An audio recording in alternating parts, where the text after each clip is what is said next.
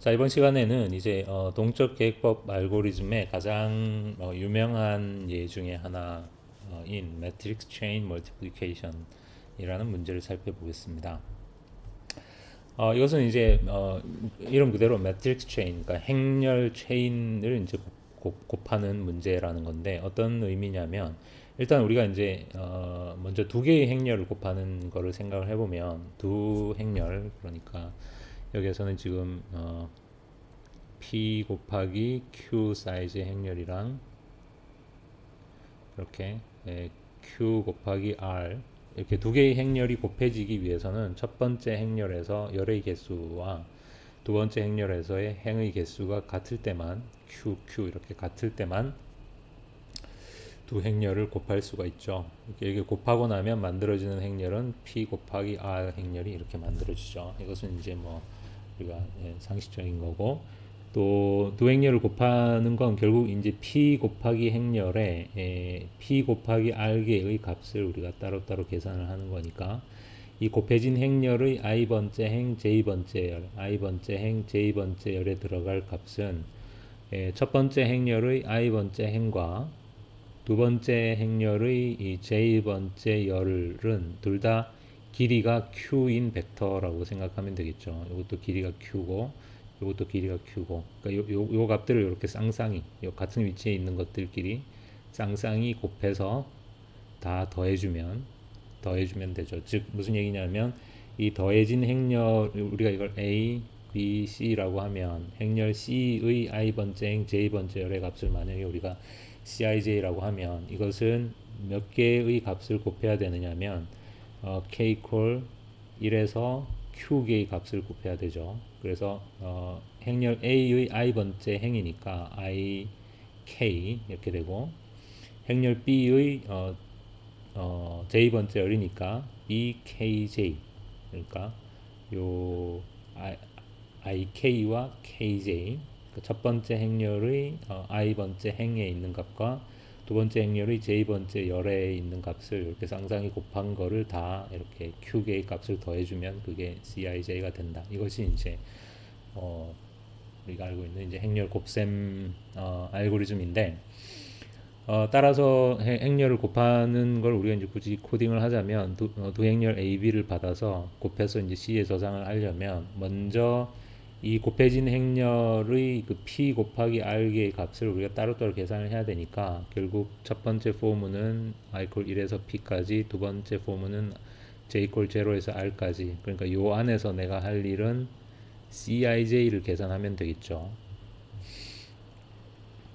그러면 CIJ를 계산하기 위해서는 이렇게 다시 Q개의 값을 계산해서 더해주면 되니까 CIJ를 0이라고 하고 K가 0에서 Q까지 그러니까 Q개의 값을 계산해서 CIJ에다가 더해주면 되는데 이 각각의 값은 AIK 곱하기 BKJ다 이런 얘기입니다. 여기 세미콜론이 왜 여기 들어가 있죠? 이렇게. 이것이 이제 가장 기본적인 사실은 두 개의 행렬을 곱하는 이것이 최선의 알고리즘은 아닙니다. 두 행렬을 이제 이것보다 더 효율적으로 곱하는 알고리즘이 알려져 있긴 하지만 이것이 일반적으로 사용되는 가장 기본적인 이제 행렬 곱셈 알고리즘입니다.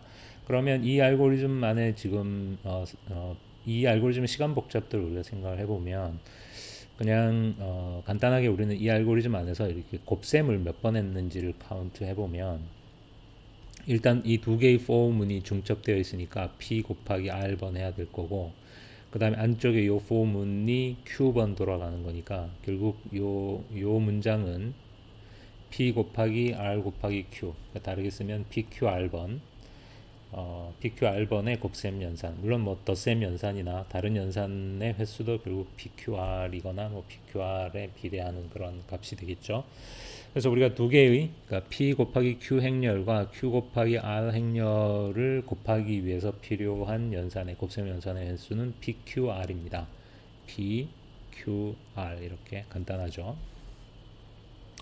그런데 이제 지금 우리가 하는 얘기는 그냥 두 개의 행렬을 곱하는 문제가 아니라 매트릭스 체인입니다. 매트릭스 체인이라는 것은 이제 행렬이 두 개가 아니라 예를 들면 A, B, C, D 이런 식으로 A 곱하기 B 곱하기 C 곱하기 D 이렇게 말 그대로 매트릭스 체인이죠. 행렬 체인을 곱한다는 거죠. 그런데 이제 역시 여러분이 기억할지 모르겠지만 행렬의 곱셈에 대해서는 교환 법칙이 성립하나요? 교환 법칙은 성립하지 않죠. 행렬 AB의 곱하고 BA의 곱은 다릅니다. 심지어는 사실은 AB를 곱할 수 있다고 해서 B 곱하기 A를 할 수 있지도 않죠. 왜냐하면 이게 행렬 곱셈은 이게 P 곱하기 Q 행렬이고 이게 Q 곱하기 R 행렬, 즉 QQ 이렇게 이럴 때만 곱할 수 있으니까 이걸 교환 법칙, 그러니까 순서를 바꿔버리면 Q 곱하기 R 행렬하고 Q 곱하기 P 행렬이 되니까 이 경우에는 사실 이 R과 Q가 서로 다르다면 두 행렬은 곱할 수조차 없는 그러니까 곱셈이 정의되지조차 않죠. 그러니까 행렬의 곱셈에 대해서 교환 법칙은 당연히 성립하지 않습니다. 즉 AB하고 BA는 다릅니다. 다른 정도가 아니라 BA라는 건 아예 정의되지조차 않을 수도 있습니다. 하지만 결합법칙은 성립하죠. 행렬의 곱셈에 대해서 결합법칙은 성립합니다. 그러니까 무슨 얘기냐면 예를 들어서 A 곱하기 B 곱하기 C라고 했을 때 A, B를 먼저 곱하고 C를 곱해도 되지만 B와 C를 먼저 곱하고 그 결과에 A를 곱해도 됩니다. 그러니까 이 순서를 바꿀 수는 없지만, 그러니까 행렬의 위치를 바꿀 수는 없지만 이렇게 결합의 순서는 얼마든지 바꿀 수가 있습니다. 이것이 이제 행렬 곱셈에 대한 기본적인 이제 상식이고, 예를 들어서 우리가 이제 세 개의 행렬 A, B, C를 곱하는데 행렬 A가 10 곱하기 100 행렬이고 행렬 B는 100 곱하기 5 행렬이고 C는 5 곱하기 50 행렬이라고 가정을 해보겠습니다. 그럼 이 경우에 우리가 A, B, C를 구할 때 두 가지 방법으로 계산을 할 수 있는데 먼저 A, B를 곱하고 거기다 C를 곱할 수도 있지만 결합 법칙이 성립하니까 B, C를 먼저 곱하고 그 결과에 A를 곱할 수도 있습니다. 그런데 물론 어떻게 곱하나 그 계산의 결과는 물론 당연히 같겠죠. 결합 법칙이 성립하니까. 하지만 계산 과정에 필요한 연산의 횟수는 다릅니다. 만약에 우리가 A, B 이렇게 곱했다면 먼저 A와 B를 먼저 곱해야 되는데 이 A와 B를 곱할 때 필요한 곱셈 연산의 횟수는 아까 이렇게 P 곱하기 Q 행렬하고 Q 곱하기 R 행렬을 곱할 때 필요한 연산의 횟수는 P 곱하기 Q 곱하기 R이었죠. 따라서 10 곱하기 100 행렬하고 100 곱하기 5 행렬을 곱하는데 필요한 연산의 횟수는 10 곱하기 100 곱하기 5입니다. 10 곱하기 100 곱하기 5고 근데 그러고 나면 이 A, B를 곱하고 나면 결과적으로 만들어지는 행렬의 크기는 얼마입니까? 10 곱하기 100 행렬과 100 곱하기 5 행렬을 곱하고 나면 그 결과는 10 곱하기 5 행렬이 만들어지죠. 그리고 C는 지금 5 곱하기 50 행렬이니까 이 10 곱하기 5 행렬하고 5 곱하기 50 행렬을 곱하는 데 필요한 연산의 횟수는 10 곱하기 5 곱하기 50입니다. 이걸 여러분이 계산을 해보면 7500이 됩니다. 만약에 우리가 순서를 바꿔서 B, C를 먼저 계산하고 그 결과에 A를 곱하면 어떻게 되느냐? 그럼 먼저 B와 C를 먼저 곱해야 되니까 100 곱하기 5 곱하기 50, 100 곱하기 5 곱하기 50번의 연산이 필요하겠죠. 그러고 나면 만들어지는 행렬의 크기는 100 곱하기 5와 5 곱하기 50 행렬을 곱하고 나면 결과적으로 100 곱하기 50 행렬이 만들어지죠. 그러니까 10 곱하기 100 행렬 A하고 다시 100 곱하기 50 행렬을 곱해야 되니까 그때 필요한 연산의 횟수는 10 곱하기 100 곱하기 50, 10 곱하기 100 곱하기 50입니다. 그래서 이것을 계산해 보면 75,000이 됩니다. 얼핏 보면 별 차이 없어 보이지만 지금 10배나 차이가 나는 거죠. 즉 매트릭스 체인을 그러니까 3개 이상의 어떤 행렬의 곱을 구할 때는 이 곱셈의 순서를 어떻게 하느냐에 따라서 연산량이 엄청나게 달라질 수가 있다. 그런 이야기입니다. 곱하는 순서에 따라서 연산량이 다르다. 따라서 우리의 관심은 뭐겠습니까? 어떤 순서로 곱해야 연산량이 최소가 되느냐. 즉 이제 일반적으로 3개가 아니라 n개의 행렬 A1부터 AN까지 n개의 행렬의 곱을 우리가 계산을 해야 되는데 이때 이제 계산 순서를 뭐 얼마든지 다양하게 할 수 있다는 거죠. 뭐 이게 우리가 이제 이건 괄호치기를 이제 어떻게 하느냐에 따라서 이 괄호치기 하는 방법이 뭐 굉장히 여러 가지겠죠. 그 중에서 이런 의미에서 계산량이 최소가 되는 순서는 뭐냐? 물론 이게 이제 행렬의 곱비 성립되려면 항상 연속되는 두 행렬의 그러니까 앞쪽 행렬의 열의 개수와 고다음 행렬의 행의 개수는 같아야 되겠죠. 그래서 우리가 이렇게 가정을 하겠습니다. 행렬 A1은 P0 곱하기 P1 사이즈가 그렇고, A2는 P1 곱하기 P2이고, A3는 P2 곱하기 P3이고, 이렇게 항상 인접한 행렬에 이렇게 앞에 쪽의 열의 개수와 그 다음 거의 행의 개수가 이렇게 동일하도록, 왜냐하면 그래야만 곱셈이 가능하니까 그렇게 가정을 하겠습니다. 자, 그러면 이제 얼핏 생각해도 이 문제는 이거 별로 이렇게 간단한 문제처럼 보이진 않습니다. 어떻게 도대체 이걸 어떻게 해야 될까? 이렇게 바로 직관적인 어떤 아이디어가 금방 떠오르는 그런 단순한 그런 문제는 아닙니다.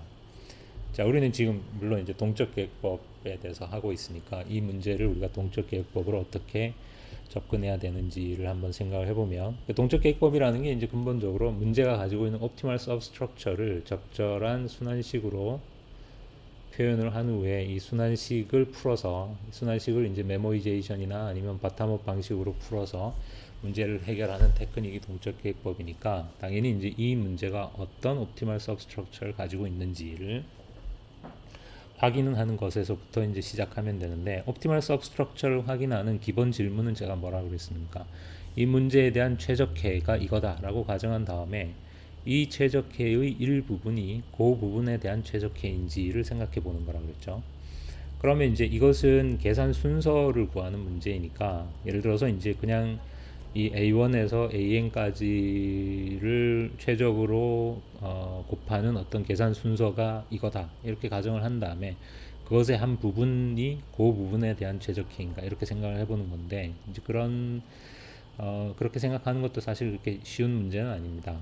하지만 이제 우리가 조금 생각해 보면 결국 이제 우리가 A1에서 AN까지를 곱하는 거란 말이에요. 그러면 이 곱하는 어떤 순서, 과정인데, 이것은 어떤 과정이니까 우리가 그림으로 그리기가 좀 애매한데, 어쨌거나 이제 그 과정에 대해서 이렇게 생각을 해보면, 그러니까 최선의 어떤 과정이 있다 이렇게 가정을 해보면, 그게 뭐 최선의 과정이든 무슨 과정이든 최악의 과정이든 사실은 어쨌거나 우리가 n개의 행렬을 이렇게 곱하는 것은 결과적으로는 마지막에 하나의 행렬이 나오는 거죠. 다 곱해서.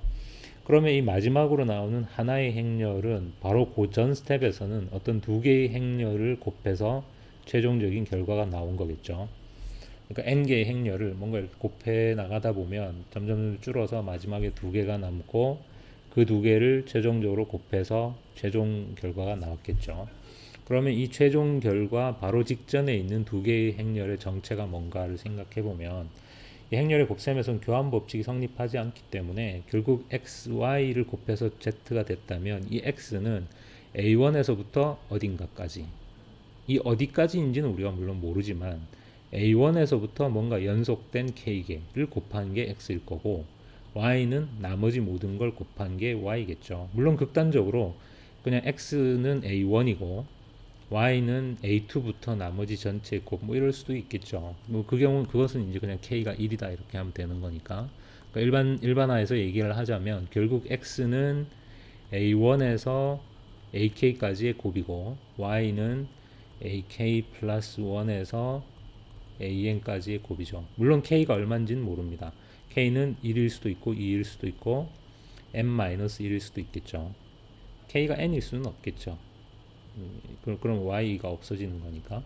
그래서 K는 물론 1에서 n-1 사이의 어떤 값일 텐데, 어쨌거나 A1에서 AK까지를 곱해서 X를 만들고, AK 플러스 1에서 AN까지를 곱해서 Y로 만든 다음에 그 X와 Y를 곱해서 Z를 만들고 이렇게 되겠죠. 이것은 어떻게 곱하더라도 결국 이 틀을 벗어나진 않는데, 만약에 이렇게 곱해서 Z까지 곱하는 게 최선의 방법이라면, 즉 계산량이 최소가 되는 방법이라면, 즉 이것이 최적해라면, 이것이 만약에 최적해라면, 즉 계산량이 최소가 되는 계산 순서라면, 그러면 이 과정에서 이 x를 구하기 위해서 우리가 a1에서 ak를 곱했는데, 이 a1에서 ak까지를 곱해서 x를 만들어내는 이 과정은 다시 a1에서 ak까지 k개의 행렬을 곱하는 최선의 방법이어야 하겠죠. 당연한 얘기죠. 만약에 우리가 a1에서 ak까지를 다 곱해서 x를 만드는데 이 최적계 안에서 이렇게 한 거보다 더 좋은 방법이 있다면 당연히 그 방법을 쓰는 게 더 나을 거니까. 왜냐하면 행렬의 곱셈의 순서는 그 계산량에만 영향을 미치지 그 계산 결과는 어떤 순서로 계산하든 마찬가지니까 더 계산량이 작은 방법이 있다면 당연히 그렇게 하는 게 더 낫겠죠. 이쪽도 마찬가지입니다. 그래서 이 문제는 비교적 단순한 옵티멀 서브스트럭처가 존재하네요. 그러니까 만약에 이게 이 n개의 행렬을 계산하는 최선의 방법이라면 그 방법 안에서 마지막에까지 남아있던 두 개의 행렬 xy를 계산하는 방법은 이 부분을 a1에서 ak까지를 최선의 방법으로 계산을 해야 되고 나머지를 다시 최선의 방법으로 계산해야 되고, 그래서 이 옵티멀 서브스트럭처를 이제 우리가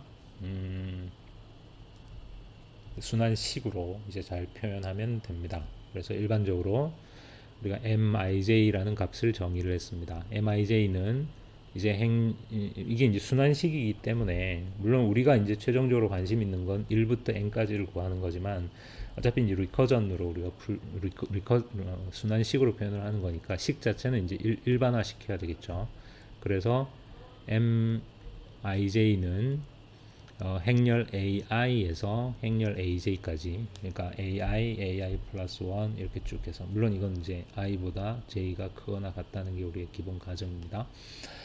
mij는 그러니까 i보다 j가 크거나 같다는 가정하에서 mij는 행렬 ai에서 aj까지를 곱하는 그러니까 최선의 방법에서의 연산량, 그러니까 최소 곱셈 횟수를 우리가 mij라고 하겠습니다. 그러면 이 우리가 금방 얘기한 게 뭐예요? ai에서 aj까지를 곱한다는 건 결국 이 중간에 뭔가 어딘가에 있는 ak까지, ai에서 ak까지를 곱해서 하나를 만들고 k 플러스 1에서 aj까지를 곱해서 하나를 만든 다음에 두 개를 최종적으로 곱해서 곱하는 거죠. 따라서 그리고 ai에서 ak까지는 다시 최적의 방법으로 곱해야 되고 k 플러스 1에서 j까지도 최선의 방법으로 곱해야 되니까 결국 i에서 j까지를 곱하는 방법은 i에서 k까지를 최선의 방법으로 곱했을 때의 계산량, 그게 mik겠죠. 더하기 그 다음에 k 플러스 1에서 j까지를 다시 최선의 방법으로 곱할 때의 계산량 mk 플러스 1 j. 그 다음에 그게 끝은 아니죠. 이렇게 된 이 두 개를 곱하는 비용이 지금 빠졌으니까, 그래서 ai에서 ak까지를 곱하면 만들어지는 행렬의 크기는 pi-1 pk죠. 그 다음에 k 플러스 1에서 aj까지 행렬을 다 곱하면 만들어지는 요 행렬의 사이즈는 pk 곱하기 pj 행렬이죠. 그래서 결과적으로 ai-1 곱하기 pk 행렬하고 pk 곱하기 pj 행렬을 마지막에 한 번 더 곱해줘야 되니까 요 두 행렬을 곱하는 데 필요한 계산량은 pi-1 pk pj입니다. 그래서 그게 여기 더해준 항이죠. pi-1 pk pj.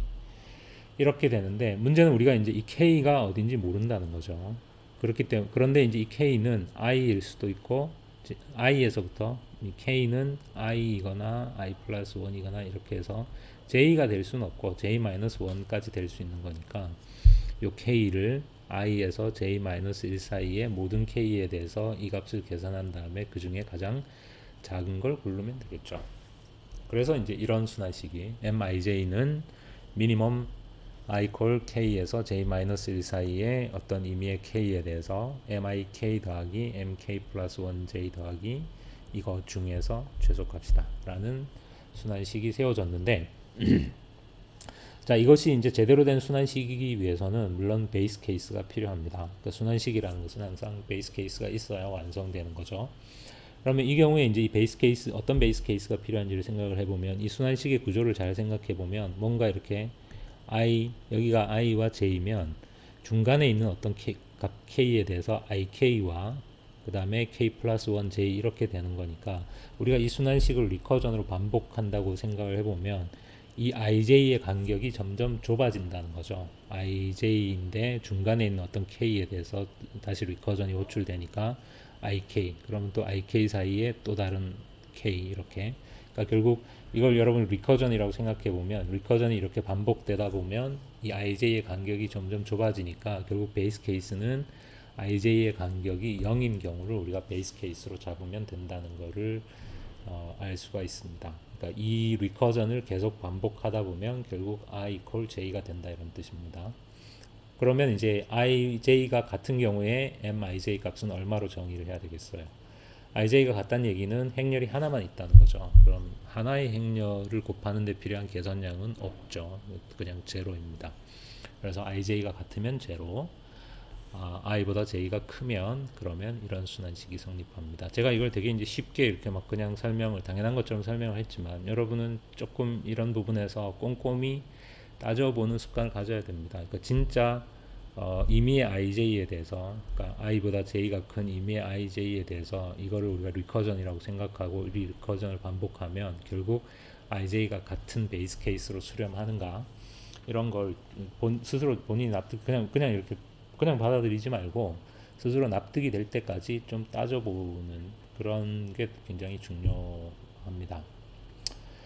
예, 어쨌거나 그래서 이런 순환식을 세웠고 순환식을 세웠다면 사실 뭐 한 80%는 한 겁니다. 이제 남은 문제는 이 순환식을 우리가 메모이제이션이나 혹은 바텀업 방식으로 계산을 하는 이제 프로시저만 설계하면 되는데, 그래서 어쨌거나 이건 이제 mij니까 우리가 2차원 배열이 필요하겠죠. 그래서 이렇게 되고 이쪽을 i, 이쪽을 j라고 하면 우리는 이제 i보다 j가 크거나 같은 경우에만 관심이 있으니까 이 2차원 배열의 대각선 아래쪽은 무의미한 값입니다. 그러니까 이쪽은 아무 의미 없는 값이고, 우리가 원하는 최종적인 고울은 뭡니까?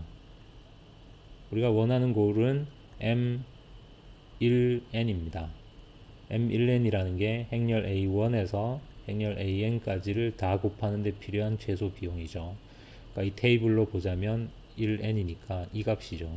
이 값이 우리가 최종적으로 알고 싶은 값입니다. 이제 바텀업으로 그럼 어떻게 계산할 건지를 생각해 보면, 바텀업이라는 것은 무조건 행우선 순서, 열우선 순서 이런 식으로 이렇게 정해져 있는 게 아니라, 바텀업이란 말은 항상 이 수식을 계산을 할 때 이 순환식의 오른쪽에 등장하는 항들이 이 왼쪽 항보다 먼저 계산되어지는 순서, 그걸 우리가 바텀업이라고 한다고 했죠. 그럼 이 경우에 어떤 순서가 그런 바텀업의 조건을 만족하는지를 우리가 따져보면, 예를 들어서 이제 요 값을 지금 요 자리가 ij다 우리가 이렇게 가정을 해보면 요 자리의 값, 즉 mij를 계산하기 위해서 어떤 값이 필요한지를 이 수식을 잘 생각해 보면, mij를 계산하려면 요게 mi에 대해서 k가 i에서부터 j-1이니까 mii mi 플러스 1 이렇게 쭉 해서 mi에 j-1 이 값이 다 알아야 되는 거죠. 그래야 이 값을 우리가 계산할 수 있죠. 그럼 이게 테이블상에서는 뭡니까? 요 같은 행에서, 지금 행 인덱스는 다 i니까 같은 행에서 i 그 다음에 i 플러스 1 이렇게 해서 j-1까지 요 자리가 지금 j니까 결국 요 행에서 요거보다 왼쪽에 있는 모든 값들을 말하죠. ii라는 건 요 대각선의 값이고, 그러니까 이 그림에서 제가 파란 화살표로 표시해 놓은 요 값을 알기 위해서는 요 대각선에서부터 여기까지, 그러니까 요 값의 요 왼쪽에 있는 요 대각선보다 더 갈 필요는 없고 요 값들을 다 알아야 요 값을 계산할 수 있다는 뜻입니다. 요 두 번째 항은 생각해 보면 이게 k가 이제 그러니까 k의 최소값이 i니까 i 플러스 1j 그 다음에 m에 i 플러스 2j 이렇게 쭉 해서 어디까지냐면 m에 k가 j-1이 되면 jj까지, 그러니까 그 값은 이 테이블 상에서 여러분이 생각해 보면 요 밑에 있는 값들입니다. 요 값 전체입니다. 그러니까 요 값을 알려면 요 왼쪽에 있는 값 전부랑 그 다음에 아래쪽에 있는 값 전부를 알아야 요 값을 계산할 수 있다는 뜻입니다. 그러면 우리가 계산 순서를 어떻게 해야 될까요? 그냥 평범하게 이렇게 이런 지금까지 해왔던 이런 방식으로 하면 되나요? 이건 안 되겠죠. 내가 요렇게 와서 요걸 계산할 순서에 요 밑에 값들이 아직 계산이 안 되어 있죠. 그러니까 그냥 이런 순서로 하면 안 되겠죠. 이런 순서는 안 됩니다. 그러면 어떤 순서로 해야 될까요? 뭐 이런 거꾸로 이런 순서? 이것도 안 되겠죠. 내가 이 값을 계산할 순서에 아직 이 밑에 값들이 계산이 안 되어 있으니까 어떻게 해야 될까요? 뭐 사실은 이 경우에는 이제 몇 가지 방법이 있습니다. 그러니까 예를 들면 이렇게 거꾸로 밑에서부터 위로 이런 식으로 계산을 하는 건 되겠죠. 그러면 내가 요걸 계산하려고 할 때 요렇게 이제 밑에서부터 위로 거꾸로 그러니까 이런 순서로 계산을 한다면 내가 요 값을 계산하려고 하는 타이밍에 요 밑에 있는 값들하고 왼쪽의 값들은 이미 다 계산되어져 있겠죠. 그렇게 하는 게 이제 한 가지 방법이고 또 한 가지 방법은 이렇게 대각선 순서로 이렇게 계산을 하는 것입니다. 이렇게 이런 식으로 계산을 하면 내가 예를 들어서 요 값을 계산하려고 할 때 요 아래쪽에 그러니까 이런 순서로 그러니까 이렇게 계산을 해왔다고 치면 요 값을 계산하려고 할 때 요 아래쪽에 있는 값과 왼쪽의 값은 항상 미리 계산되어져 있겠죠. 사실은 제 생각에는 이 방법이 좀 더 코딩하기가 간단한 것 같은데 희한하게 이렇게 교재들을 보면 거의 대부분 예외 없이 이렇게 계산을 하는데요. 그것은 뭐 그냥 취향 차이인 것 같습니다. 우리도 어쨌거나 이제 대부분의 알고리즘 교재에서 이제 이런 순서로 계산하는 코드를 많이 다루니까 제 생각엔 근데 사실은 코딩하기 간단한 건 이렇게 하는 것입니다. 근데 어떻게 해도 상관은 없는데요. 이것이 이제 금방 얘기한 대로 이 순서대로 계산하는 코드입니다. 그래서 일단 이제 이 순환식을 보면 ij가 같을 때는 무조건 0이죠. 그 얘기는 이 테이블 상에서 이 대각선의 값은 다 0이라는 뜻입니다. 대각선이라는 게 ij가 같다는 거니까. 그래서 대각선의 값은 미리 0으로 채우고 시작을 합니다. 그래서 이렇게 i 콜 1에서 n까지 여기 1부터 n까지 1부터 n까지 펜이 잘 안 써지네요. 대각선 MII를 0으로 채우는 거니까 대각선을 다 0으로 이렇게 채우는 거죠. 그 다음에는 이제 이 대각선 순서대로 계산을 해야 되는데 이 부분이 이제 코딩이 사실 약간 까다롭습니다. 여러분이 좀 생각을 해보면 일단 우리가 대각선을 미리 0으로 채우고 시작을 하는 거니까 이 나머지 대각선에 우리가 채워야 될 대각선의 개수는 n-1개죠. 그러니까 여기서 요 정 가운데 대각선은 미리 채우고 시작하는 거니까 요 남아있는 내가 채워야 될 대각선의 개수는 2부터 8까지니까 n-1개죠. 그래서 요 첫 번째 포문이 r equal 1에서 n-1까지 도는 것은 이것은 대각선의 개수가 n-1개이기 때문입니다. 그러면 이제 두 번째 포문은 각각의 대각선에서 우리가 계산할 값이 몇 개인지는 생각해 보면 요 첫 번째 대각선에서 계산할 값은 첫 번째 대각선이라는 게 요 2에서 시작하는 요 대각선에서 값의 개수는 몇 개입니까? 요 대각선을 구성하는 값의 개수는 요 정 가운데 있는 대각선의 값의 개수보다는 하나 작죠. 그 대각선이 위로 올라갈수록 이렇게 하나씩 개수가 줄어들죠. 값의 개수가. 그러니까 요 2에서 시작하는 대각선의 개수는 여기서 시작하는 대각선에 있는 값의 개수는 n-1개고 요 3에서 시작하는 대각선의 값의 개수는 n-2개고 요거는 n-3개고 그래서 일반적으로 이 대각선의 넘버링을 우리가 이제 이 코드에서 r equal 1에서 n-1까지 붙였으니까 여기 r이 1일 때는 n-1이고 r이 2일 때는 n-2고 r이 3일 때는 값의 개수가 n-3니까 일반적으로는 이 대각선 안에 있는 값의 개수는 n-r개겠죠. 그래서 두 번째 포문이 i equal 1에서 n-r까지입니다. 그것은 각 대각선의 값의 개수입니다.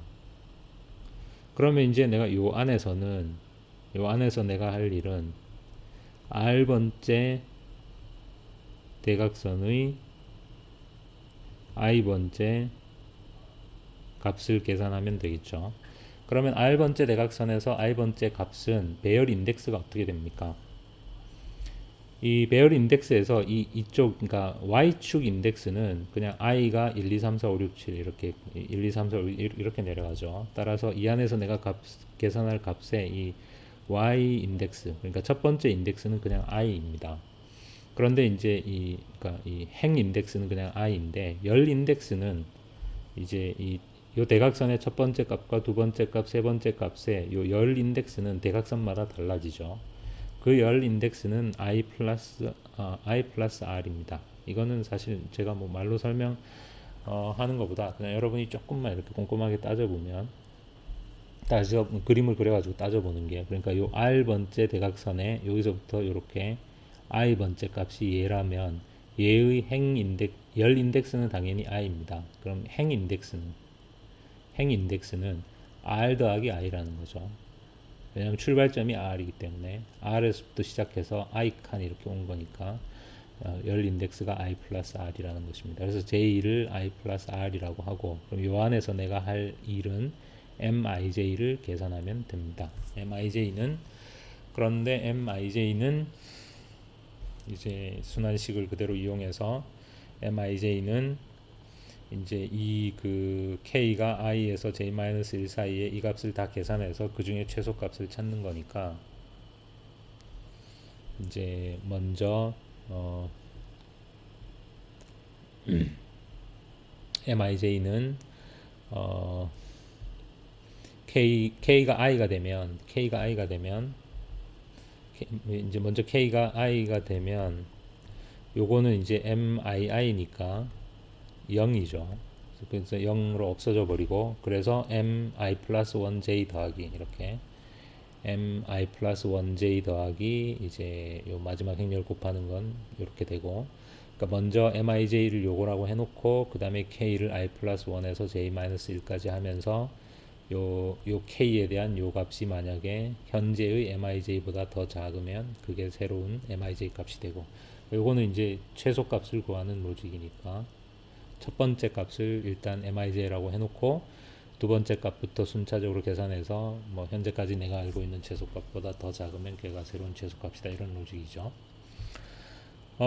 그래서 이제 이걸 돌면 우리가 이 이제 계산 순서를 바텀업이 되도록 맞춰놨기 때문에 당연히 그냥 이렇게 계산하면 됩니다. 그러니까 이 계산의 과정에서 항상 이 수식의 왼쪽에 있는 값보다 오른쪽에 있는 값들이 미리 계산되어지는 게 보장되어 있기 때문에 우리는 이 순환식을 그대로 적용해서 이렇게 계산할 수가 있다는 거고 물론 이제 최종적인 고울은 1n입니다. 우리가 최종적으로 알고 싶은 값은 m1n이니까 m1n을 리턴해주면 됩니다.